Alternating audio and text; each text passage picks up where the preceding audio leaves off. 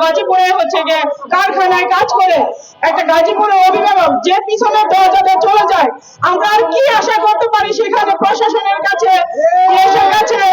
গতকাল যখন আমরা হচ্ছে গিয়ে আমাদের বেতনের দাবিতে ফ্যাক্টরি গেটে যাই, তখন হচ্ছে গিয়ে মালিক পক্ষের লোকজন সন্ত্রাসী দিয়ে আমাদের উপর হামলা করে, যে হামলায় আমাদের অনেক বোনেরা আহত হয়েছেন, ভাইয়েরা আহত হয়েছেন, যারা এখনো হসপিটালে ভর্তি আছে।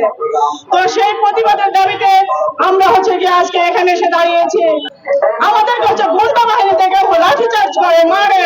সেখানে পুলিশ উপস্থিত ছিল, যেটা মালিক পক্ষের হয়ে হচ্ছে গিয়ে ওখানে আমাদের উপর হচ্ছে গিয়ে তারা হচ্ছে মালিকের পক্ষ হয়ে আমাদের উপর হচ্ছে গিয়ে নেম প্লেট খুলে, ওখানে একটা এসআই ছিল যে নেম প্লেট খুলে হচ্ছে আমাদের শ্রমিকদের মারছে। পোশাক পরা অবস্থায় নেম প্লেট খুলে সেই পুলিশ হচ্ছে গিয়ে আমাদের শ্রমিকদের উপর হচ্ছে গিয়ে আঘাত করেছে।